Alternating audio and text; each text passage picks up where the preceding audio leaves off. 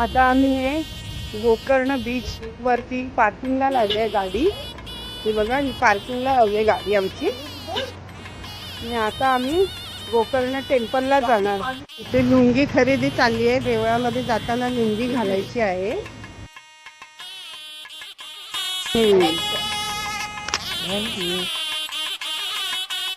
बघा, हे सगळे आमचे अण्णा लोक काढलेले आहेत. बघा, हे अबो अण्णा आहे,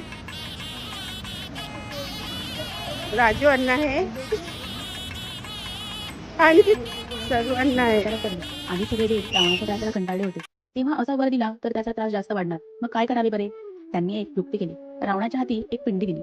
ते रावणाला म्हणाले, ही घे पिंडी, ही नेऊन तू लंकेत तिची स्थापना कर, म्हणजे तुझ्या इच्छेप्रमाणे होईल. पण लक्षात ठेव, वाटेत ती खाली ठेवू नकोस. ठेवलीस तर ती त्याच जागी राहील. रावण मोठ्या आनंदाने पिंडी घेऊन लंकेकडे निघाला. ही गोष्ट देवांना कळाली. तसे ते घाबरले.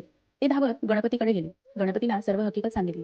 काहीतरी युक्ती करून ती पिंडी लंकेला पोहोचणार नाही असे करावे सांगितले. गणपतीने विचार केला. त्याला एक छान युक्ती सुचली. तो म्हणाला, ठीक आहे, मी बघतो काय करायचे ते.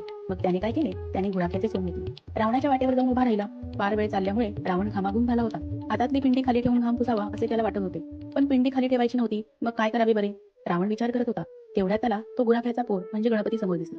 रावणाने त्याला हाक मारली. ए पोरा, मला खूप तहान लागली आहे. मी समोरच्या नदीचं पाणी पिऊन येतो. तोवर जरा ही पिंडी हातात धर. गणपती म्हणाला, हो धरतो की, पण ती फार जड दिसते आहे. माझे हात दुखायला लागले तर मी 3 वेळा हाक मारीन. तेवढ्यात तुम्ही आला नाही तर खाली ठेवी. बरं चालेल, असं म्हणून रावणाने पिंडी गणपतीच्या हातात दिली. हुश्श करत घाम पुसत नदीकडे गेला. तेवढ्यात हळू आवाजात गणपतीने त्याला 3 हाका मारल्या आणि लगेच पिंडी खाली ठेवून दिली. त्याबरोबर ती तिथेच चिकटून बसली. रावण परत येऊन पाहतो तर गुराख्याचा पोर बेपत्ता आणि पिंडी जमिनीत रुतून बसलेली. त्याने खूप जोर लावला, पण ती काही जागेवरून हलेना. पण फार जोर लावल्यामुळे पिंडीचा पुढचा भाग जरा वाकडा झाला. तो गायीच्या कानासारखा दिसू लागला. त्यामुळे त्याला गोकर्ण असे नाव पडले. त्याच ठिकाणाला आपण आता गोकर्ण महाबळेश्वर नावाने ओळखतो.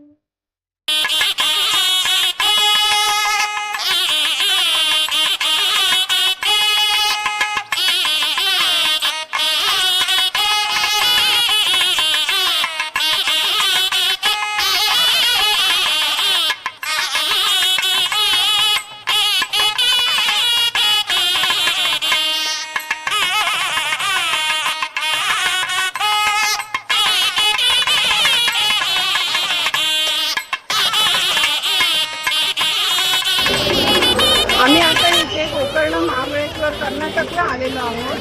हे शिवलिंग आहे स्वयंभू. दर्शन झालेलं आहे. दर्शन करून आम्ही बाहेर पडलेलो आहोत.